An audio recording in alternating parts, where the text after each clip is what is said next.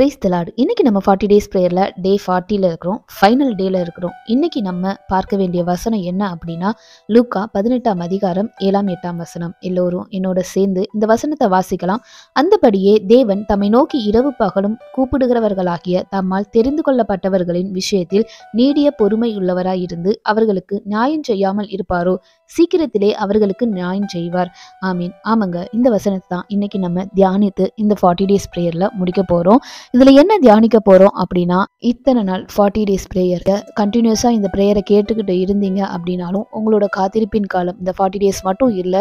நீங்க ஒரு காரியத்துக்காக எதிர்பார்த்து கொண்டு இருக்கிறீங்க இல்லையா, ஒரு முடிவு, அதை எதிர்பார்த்துட்டு இருக்கிற இந்த நாள் வரைக்கும் நீங்க கர்த்தரோட சமூகத்துல ப்ரேயர் பண்ணிட்டே இருப்பீங்க.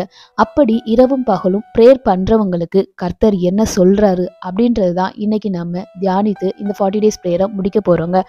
இதற்கு நம்ம பார்க்க வேண்டிய வேத பகுதி இதே தான், லூக்கா 18ஆம் அதிகாரம். இந்த அதிகாரத்துல கர்த்தர் சோர்ந்து போகாம ஜெபம் பண்ணணும் அப்படின்னு சொல்லியிருப்பாரு. அதற்கு ஒரு உவமையை சொல்லியிருப்பாரு.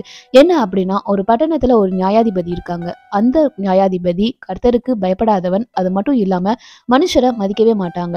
அப்படிப்பட்ட நியாயாதிபதி இடத்துல ஒரு விதவை வந்து அவளுக்கும் அவளுடைய எதிராளிக்கும் ஒரு தீர்வை காணணும் அப்படின்னு சொல்லிட்டு அந்த நியாயாதிபதிட்ட போய் விண்ணப்பம் பண்றா. ஆனா அந்த நியாயாதிபதி மனுஷரை மதிக்கவே மாட்டாங்களே, அதனால இந்த விதவையை பொருட்படுத்தவே இல்லை.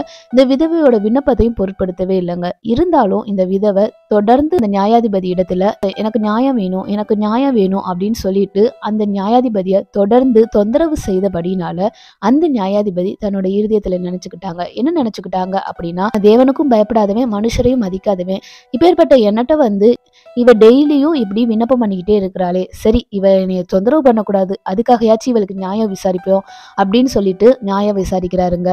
இத ஒரு உவமையா சொல்றாரு ஏசப்பா. அதுல இருந்து அதுக்கு அடுத்த வசனத்துல தான் வாசிக்கிறோம். அதாவது, தேவனுக்கு பயப்படாத அந்த நியாயாதிபதியே விதவை டெய்லியும் நம்மகிட்ட தொந்தரவு பண்றதுனால நியாயம் செய்யலாம் அப்படின்னு இறங்கி வந்தாங்கல்ல. ஆனா கர்த்தர் நம்மளை குறிச்சு என்ன சொல்றாரு அப்படின்னா, தேவன் தம்மை நோக்கி இரவும் பகலும் டெய்லியும் டே அண்ட் நைட்டு நீங்க ஒரு காரியத்துக்காக ஜெபம் பண்ணிட்டே இருக்கிறீங்கல்ல, கர்த்தர் எனக்கு செய்வாரு எனக்கு செய்வார் அப்படின்னு இந்த காத்திருப்பின் காலத்துல எவ்வளவோ தடவை எனக்கு தேவன் செய்வாரு, இந்த வசனத்தின் மூலம் பேசிட்டாரே இன்னைக்கு செய்ய போறார், அந்த வசனத்தின் மூலமா பேசிட்டாரே இன்னைக்கு செய்ய போறார் அப்படின்னு எதிர்பார்த்து சில நேரத்துல நம்ம ஏமாந்து கூட போயிருப்போங்க. இருந்தாலும் அது ஏமாற்றம் இல்லைன்னு வசனத்தை பிடித்து கொண்டு இருக்கிற நம்மளுக்கு தெரியுங்க. அப்படி அவரோட சமூகத்துல நம்ம வசனத்தை மட்டும் கேட்டுக்கிட்டே இருந்து வசனத்தை அறிக்கையிட்டுக்கிட்டே இருக்கிறோம் அப்படின்னா, டெய்லி நம்ம அவர்கிட்ட இரவும் பகலும் ஜெபம் பண்ணிட்டே இருக்கிறோம் அப்படின்னா நம்மளுக்கு கர்த்தர் சொல்லுகிறாருங்க, கர்த்தர் உங்களை தெரிந்து கொண்டாருங்க. அப்படி தெரிந்து கொண்டவரோட விஷயத்துல கர்த்தர் நீடிய பொறுமையா இருக்கிறார் அப்படின்னா கண்டிப்பா அதுக்கு ஒரு காரணம் இருக்கும். அந்த காரணத்தை நீங்க சீக்கிரத்திலே புரிஞ்சுக்கிடுவீங்க. கர்த்தர் சீக்கிரமா உங்களுக்கு நியாயம் செய்வாருங்க. நம்ம செய்ய வேண்டிய ஒரே ஒரு காரியம், இந்த காத்திருப்பின் காலத்தின் முடிவுல எந்த ஒரு பொறுமையும் இழந்துடாதபடிக்கு அவரோட சமூகத்துல அவர் சொன்ன வசனத்தை நம்ம நம்பியிருக்கோம் இல்லையா, அந்த நம்ப பண்ணினா அந்த வசனத்தை தியானித்து கொண்டே இருக்கும்போது கர்த்தர் நம்மளுக்கு சீக்கிரமாய் நியாயம் செய்வார், சீக்கிரமாய் பதில் செய்வார், சீக்கிரமாய் நீங்க என்ன எதிர்பார்த்து கொண்டு இருக்கிறீங்களோ அந்த காரியத்தை வாய்க்க பண்ணுவாருங்க. இதை குறித்து வெளிப்படுத்தின விஷயத்துல ஒரு வசனத்தை வாசிச்சுட்டு நம்ம இதை முடிக்கலாம். அது என்ன அப்படின்னா, வெளிப்படுத்தினால் 3ஆவது அதிகாரம் 10ஆம் வசனம். என் பொறுமையை குறித்து சொல்லிய வசனத்தை நீ காத்து கொண்டபடியினால் பூமியில் குடியிருக்கிறவர்களை சோதிக்கும்படியாக பூச்சக்கரத்தின் மேலெங்கும் வரப்போகிற சோதனை காலத்திற்கு தப்பும்படி நானும் உன்னை காப்பேன். இதோ சீக்கிரமாய் வருகிறேன், ஒருவனும் உன் கிரீடத்தை எடுத்துக்கொள்ளாதபடிக்கு உனக்குள்ளதை பற்றி கொண்டிரு. இந்த வசனத்துல நம்ம என்ன பார்க்கணும் அப்படின்னா, கர்த்தருக்காக நம்ம பொறுமையா இருந்தோங்க. ஆனா கர்த்தர் நம்மளுக்காக பொறுமையா இருந்தாரு.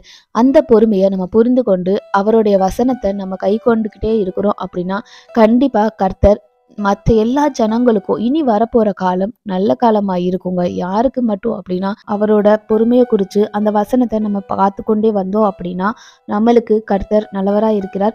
எல்லா இக்கட்டிலிருந்தும் நம்மளை பாதுகாப்பாருங்க. ஸோ இந்த வசனத்தை இன்னைக்கு தியானித்து நம்ம இந்த 40 டேஸ் ப்ரேயரை முடிக்க போறோம். எல்லாரும் இந்த 40 டேஸ் ப்ரேயர்ல நிறைய வசனம் கர்த்தர் உங்களோட பேசியிருப்பாரு, அதை அறிக்கையிட்டுட்டே இருங்க. கர்த்தர் கண்டிப்பா இந்த காத்திருப்பின் காலத்தின் முடிவுல உங்களோடு ஒரு வசனம் பேசியிருப்பார். அந்த வசனத்தை விட்டுறாதீங்க, பிடிச்சு கொண்டு அறிக்கையிட்டுக்கிட்டே இருங்க. கர்த்தர் கண்டிப்பா நியாயம் செய்ய வல்லவராய் இருக்கிறார். அதாவது நம்மளுக்கு பதில் செய்ய வல்லவராய் இருக்கிறார். இந்த காத்திருப்பின் காலத்தின் முடிவில் கர்த்தர் நம்மளுக்கு சொன்ன வசனத்தை நம்ம நம்பியிருக்கோம் இல்லையா, அந்த வசனத்தை கர்த்தர் நம்மளுக்கு வாய்க்க செய்வாருங்க. கர்த்தரோட சமூகத்துல அவருக்காக காத்திருப்போம். கர்த்தர் இந்த வார்த்தையின் மூலமாக உங்களை ஆசீர்வதிப்பாராக. எல்லோரும் என்னோட சேர்ந்து ஜெபிக்கலாம். அன்புள்ள இயேசப்பா, இந்த நாளிலும் நீர் எங்களோட பேசின உடைய வார்த்தைகளுக்காக நன்றி. தொடர்ந்து இந்த 40 நாளும் எங்களை நீங்க ஜெபிக்க வச்சீங்கப்பா, அதற்காக நாங்க நன்றி செலுத்துகிறோம். இன்னும் இந்த வசனங்கள் எல்லாருக்கும் போய் சேர நீங்க கிருபை செய்யுங்க. யார் யாரோ காத்திருக்கிறாங்களோ அவங்க எல்லாத்துக்கும் வேண்டிய வசனத்தை அவங்களுக்கு போய் சேரும்படிக்காக நாங்க ஜெபிக்கிறோம் டாடி. ஆவியானவரே அப்பா, எங்களோட காத்திருப்பின் காலத்தின் முடிவு அப்பா சமீபமா இருக்கு டாடி. அதை நீங்களே எங்களுக்கு வாய்க்க பண்ண போற கிருபைகளுக்காக நன்றி செலுத்துகிறோம்ப்பா. என்சிலேட்டா என்று நாங்கள் அறிக்கையிடுகிறோம். எங்களோட காத்திருப்பின் காலம் முடிந்தது என்று அறிக்கையிடுகிறோம் டாடி.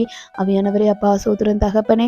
அப்பா, இந்த பிரேயர்ல யார் யார் பங்கு கொண்டாங்களோ அவங்க எல்லாத்துக்கும் அந்த காத்திருப்பின் காலத்தின் முடிவு வந்ததுன்னு நாங்கள் அறிக்கையிடுகிறோம். அப்பா, நீங்க அப்படி செஞ்சதுக்காக நன்றி செலுத்துகிறோம் டாடி.